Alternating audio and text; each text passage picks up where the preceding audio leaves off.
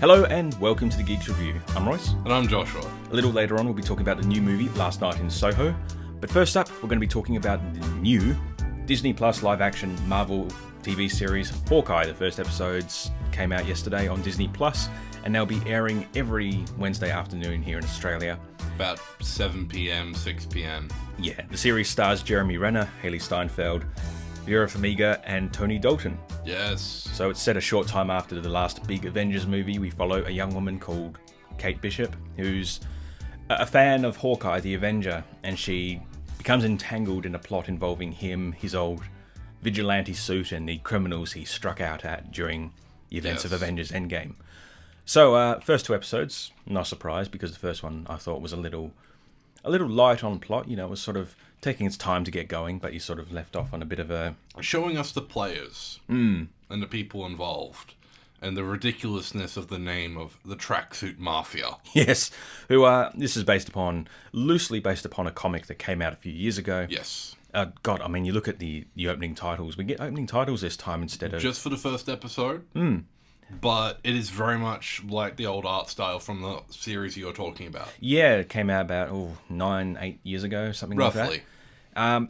All the elements are here. I mean, there's even a dog, you know, but yes. Kate Bishop and Clint Barton, played by Haley Steinfeld and Jeremy Renner, embroiled in this plot, and the Tracksuit Mafia are an element in that thing, and even the fact that they keep saying the word bro is, you know... Bro, what's going on? Bro. I did not know. We're Slavic. We wear tracksuit. We are doing in the Slav squat. Not so much. Yes, Roman, it is very good. Let us go bowling, cousin. Yes. And then we'll go and kill Hawkeye later. I can't right now, cousin. I have too much stuff to do. I did not know they said bro so much, you know. I was watching this with my little brother, and he's like, I thought they were Kiwi for a second, mate. They're saying bro, not brew. Yeah, they are saying bro so much, aren't they? Yeah. What am I doing with this voice still? Yeah, they say bro a lot, which is a reference to the comics. And, I mean, there's been a lot of talk, you know, from the creators behind that comic. You know, sort of, I mean, there's been talk for a while from the creators of the comics in general, like about the rights and the attribution of these bigger movies coming along and taking elements from their stories and using them and, you know, sort of profiting off them. And they don't see much. I mean, there's a whole big thing at the moment with Steve Ditko, and I remember, the creators of this Hawkeye comic were saying, they'd fancy a bit of that money, but you know, who knows they're if not they're willing to share it. Yeah, which is a shame, because I mean, they've come up with this style and these characters and this concept and world that people have loved and wanted to see for this character for so long, and we're finally getting it. Yes.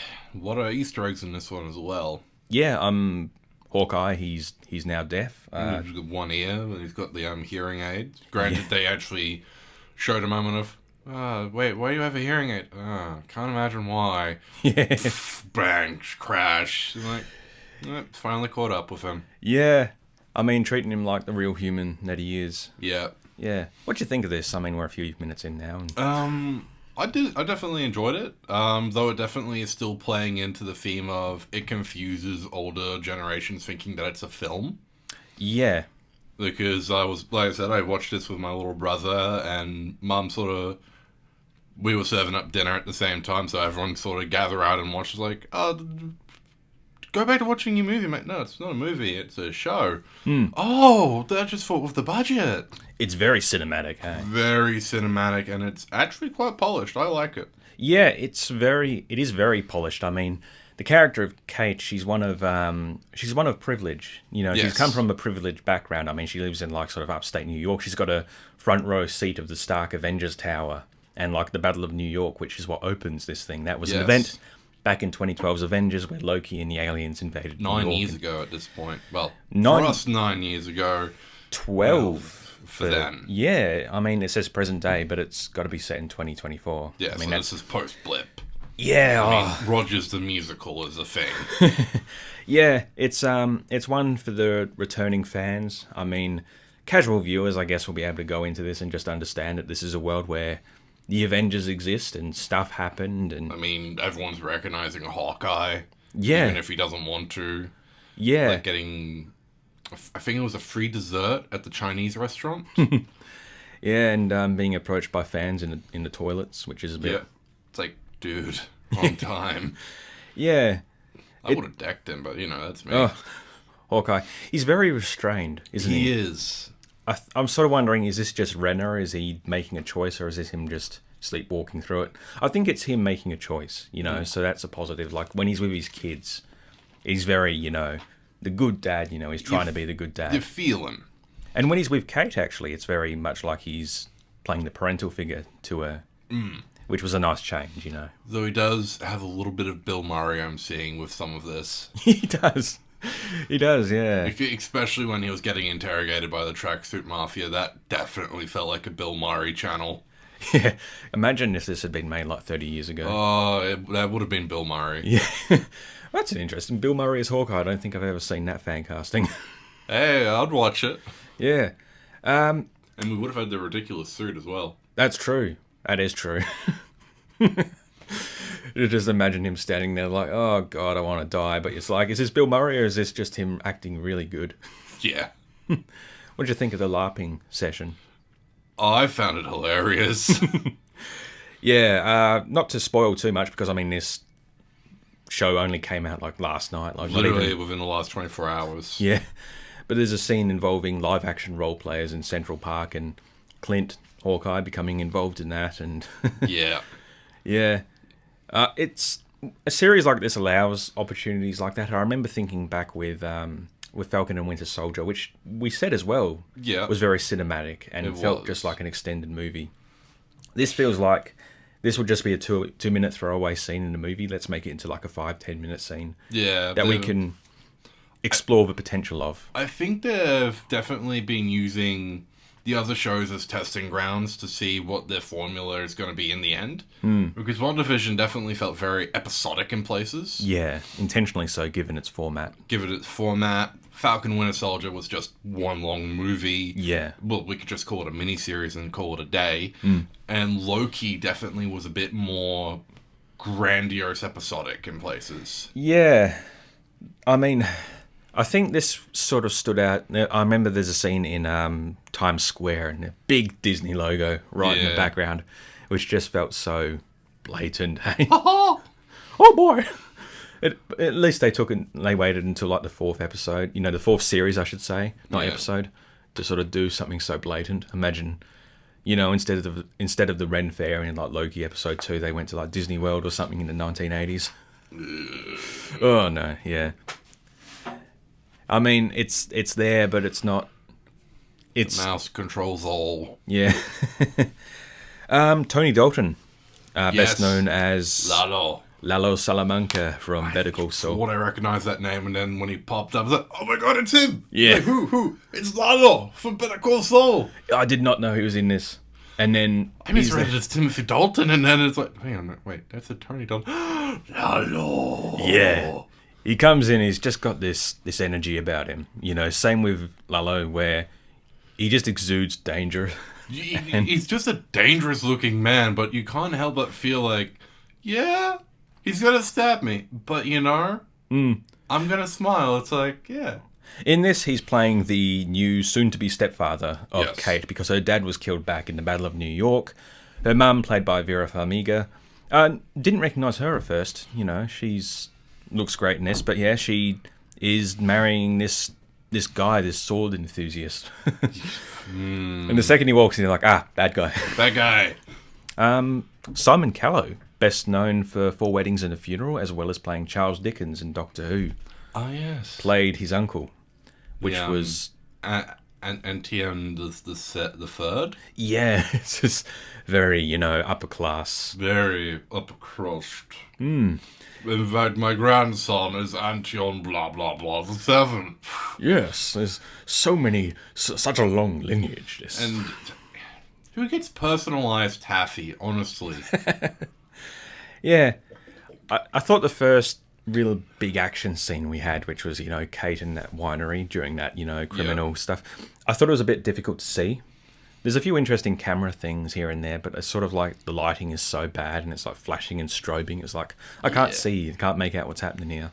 That's a staple of Marvel, though. They have been getting a little better with their choreography. And I think after Shang-Chi, yeah, especially, like, the fights between Death Dealer and Shang-Chi and that were just like, whoa. Also, quick note about the Shang-Chi thing. I talked about a scene during the bus chase where it looked like, I said it looked like Shang-Chi like went CGI for a moment as he like slipped around the railings. Yes. Real. Stuntman or Simu Liu himself. Real movement, just looked so strange I thought it had to be CGI. Hey. But it was real, and that just shows that contorting does look weird. It does, yeah. But yeah, I think the other things worked, and Kate kind of endears herself. I mean, yeah, she saves the dog. She saves the dog. Hero was thinking, my brother's like, the dog's alive, awesome. I was like, well, I would actually pay money to see Hawkeye go John Wick on these guys. Oh no, yeah, God, I hope that doesn't happen now. Well, I mean, he already did technically as Ronin. That is true. It's really sidestepping because I remember when Avengers Endgame came out, we see that Hawkeye has adopted this Ronin persona. Well, like he did back in the comics. And he's killing Yakuza. He's killing that notable Japanese actor who's in. He's like in everything. He just pops up in everything. Oh, I mean, he's Scorpion in Mortal Kombat. Yeah, he kills him, and everyone's like, Hawkeye's a racist because he's killing Japanese men, and it's like, but they're gangsters, and now it's like they're really backpedaling. Like, no, he was definitely killing gangsters. These are not good people, regardless of ethnicity. Making the Ronin like the New York boogeyman. Yeah. Which makes us wonder how much and for how long was Ronin operating? Yeah. Oh gosh. Yeah. A lot of questions going forward. I thought it was quite a nice, just pleasant watch. It's not too bogged down in discussions of very long episodes, 40 minutes, and then the second one was like 51. Yeah. Oh God. I mean, movie length already. Yeah. It's it just feels like it's going on. Hey. It definitely does. But anyway, that's Hawkeye. It's on Disney Plus. It's airing every Wednesday afternoon. Not sure how many. Evening, yeah. 6 o'clock, 7 o'clock. If you're Tasmanian and suffer from daylight savings. Yeah, as we do. Both sort of sitting there like, it's 5 o'clock. Why is it not out? Daylight savings. Yeah, check it out then. Not sure how many episodes are going to be, but probably 6. 6, 8. Yeah. Seems to be the staple for these. I think we're only a few weeks out from Christmas, so it might be leading up to that, since it's set around Christmas time and really sort of getting you in the mood. It's a Christmas movie now, Hawkeye. Bang. No thank you. Though it's probably going to have to move out of the way quickly with Book of Boba coming up very quickly. End of year, that is, yeah. But anyway, that's Hawkeye. Hawkeye. Last Night at Soho is the new film directed by Edgar Wright, the man behind Shaun of the Dead, Hot Fuzz, Baby Driver. Stars Thomasin McKenzie. Thomasin McKenzie from Jojo Rabbit. Yes. Anya Taylor-Joy from The Queen's Gambit. Matt Smith, Doctor Who. And other notable actors, and Diana Rigg and Terrence Stamp. Yes. So, what is the story of this one? It's an unusual one. It is. I would say it's a psychological horror. Definitely is. A supernatural element. Yeah. Thomasin McKenzie plays a young Cornish girl called Eloise, or Ellie, who aspires to be a fashion designer. Much like her mum and her grandmother, who was a seamstress. And she and her grandmother can see ghosts, can see the spirits of dead people. And she's moving to London to, study fashion, and after she has a bit of problem with some horrible girls in the dorms, she moves out and moves into a bed set owned by Diana Rigg. And she starts to see... Diana's last film, I'm pretty sure. It was, yeah. She passed away last September last year, I should say. And she starts seeing the ghost of this young woman from the 1960s, and she... Young Sandy. Yeah, played by Anya Taylor-Joy. And she idolises her, Eloise does, and she models herself after her, and this starts sort of kick-ass attitude, don't take crap from no one. And she starts to realise things go a bit downhill for Sandy, and she's haunted by the ghosts of the past who are trying to get her, reach out. It's a tricky film to talk about. It is very tricky because it's not very linear. No. We're not going to talk much about spoilers. We're sort of only going to focus on the first half and talk obliquely about the other stuff. So if you've seen the film Last Night at Soho, you know what we'll talk about, but if you haven't, check it out if you can. But yeah, it is a horror. It's a bit bloody. It is dark. I didn't know what to expect. And Edgar Wright, oh my word. This is a departure of genre, but my God, he delivers. Yeah, so he's directed the film, he directed the series Spaced, which introduced the world to Nick Frost and Simon Pegg back in the day. Yes. Obviously, Shaun of the Dead, Hot Fuzz, and The World's End, which are all good, And Baby Driver. Yeah, And Baby Driver. Scott Pilgrim versus the World. Yeah, Scott Pilgrim versus the World and Baby Driver I wasn't too keen on. I think I liked Scott Pilgrim more when I was younger, and once I sort of grew up, I'm like, Yeah. It's interesting seeing Chris Evans in that, though, before he became Captain America. And Brie Larson. That is true, yeah. Brandon Routh is in that as well. Yes. Kieran Culkin, who's, big in Succession, which is, big show, never seen. Maybe we should check that out sometime. Maybe. And Baby Driver, I sort of thought was a bit style over substance. Yeah. It was sort of like, it times the music with the action. And it's like, but not as much as I expected. A lot of films have done that. Yeah.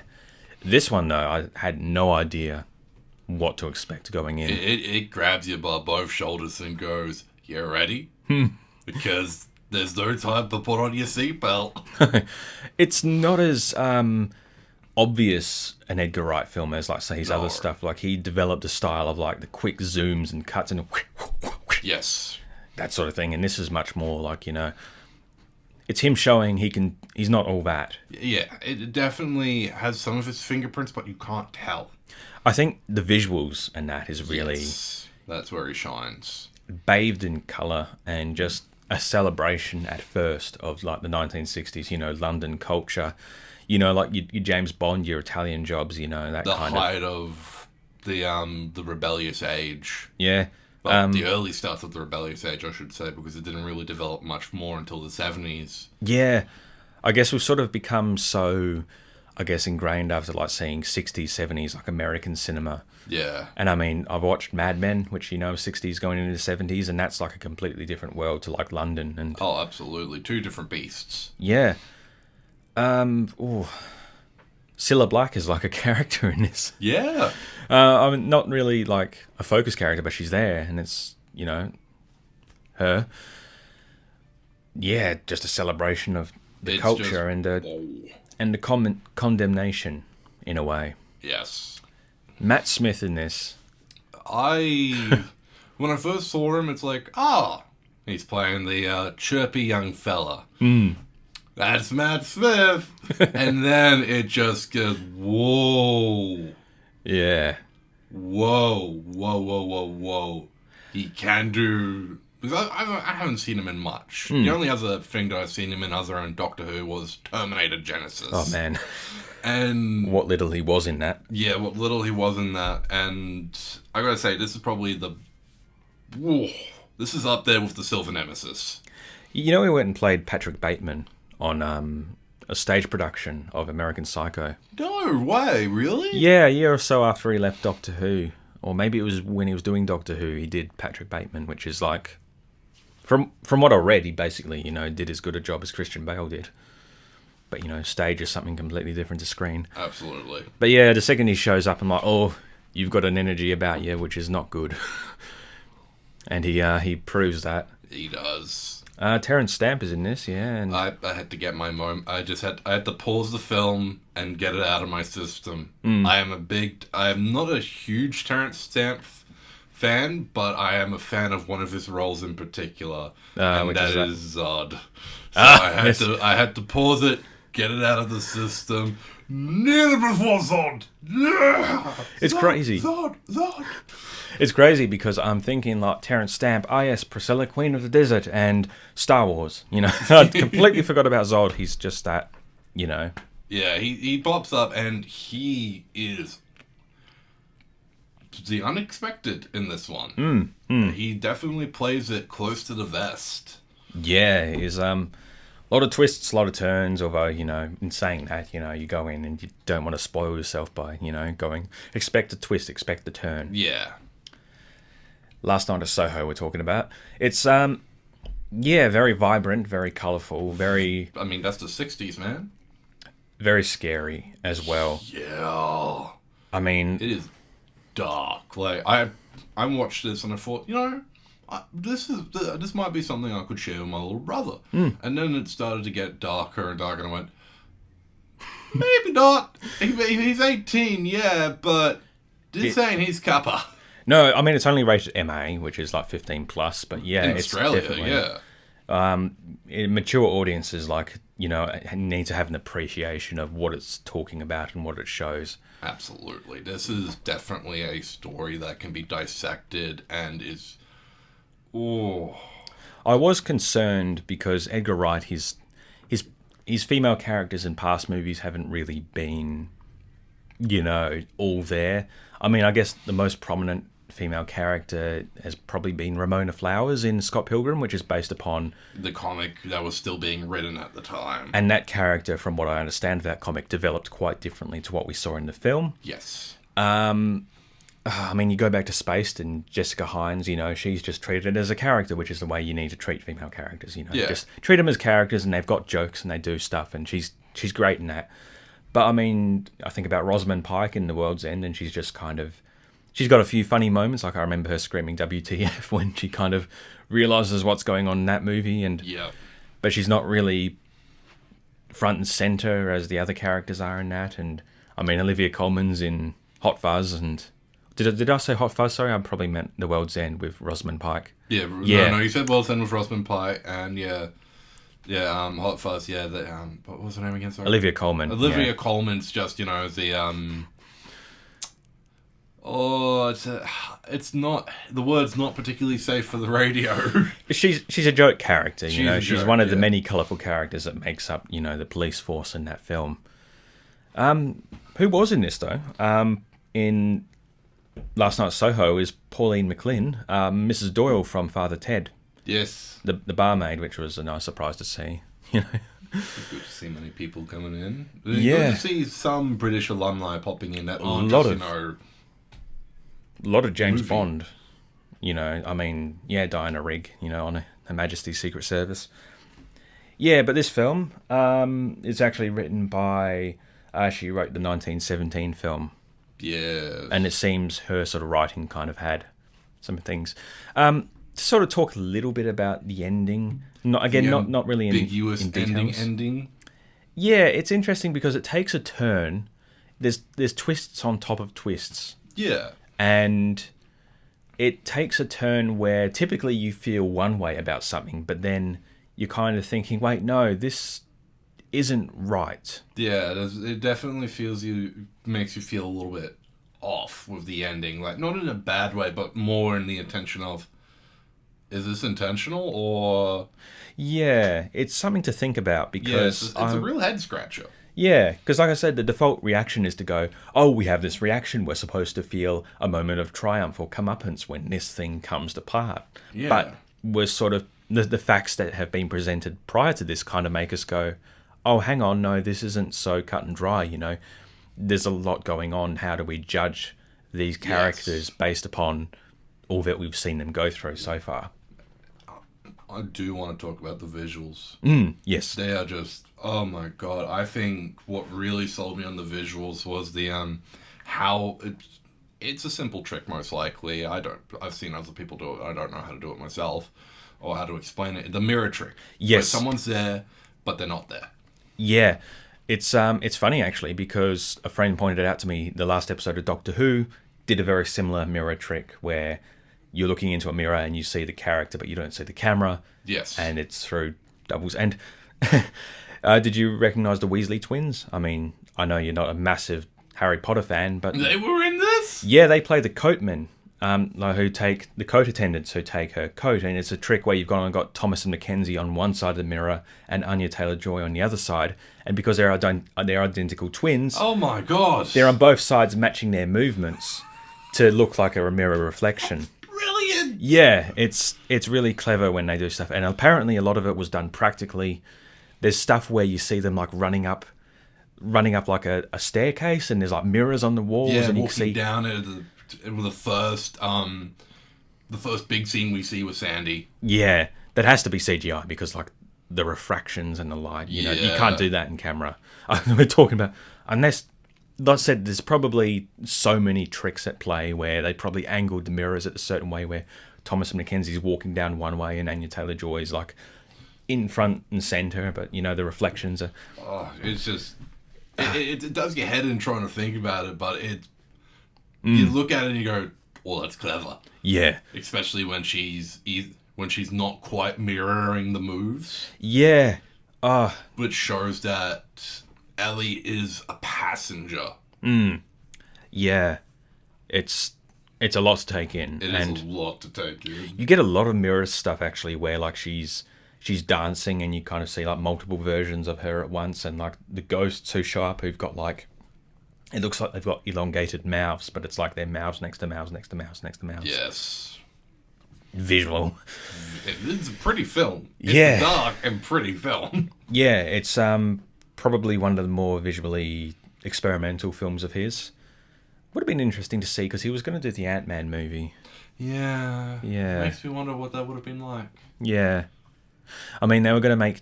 It's funny, actually, talking about like his female characters. Apparently, Wasp wasn't going to be a part of that at all. So, I mean, she's kind of in that to set up the whole Marvel Cinematic Universe thing, to bring her in later.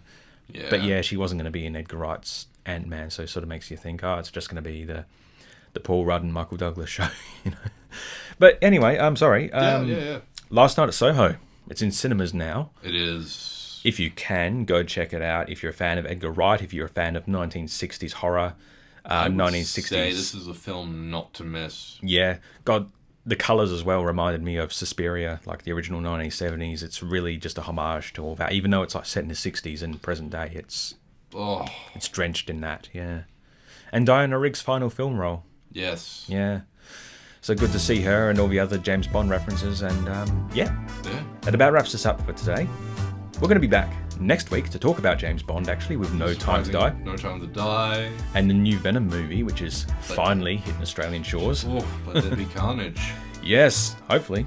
Well, I definitely know now. I've got to do the homework. But anyway, I'm Royce. And I'm Joshua. And we'll see you next time. Bye for now.